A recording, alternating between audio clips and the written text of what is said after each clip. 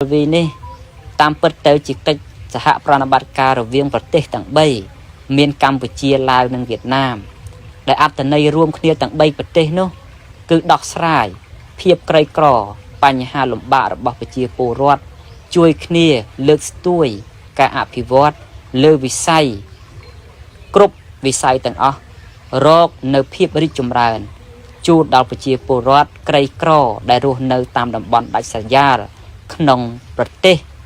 ទាំង3ក្នុងតំបន់ត្រីកោណដែលតាមឯកសារខ្លះបានលើកមកថាមាន13ចំណុចដែលជាកត្តាចាំបាច់ហេតុអីទើបគោលការណ៍របស់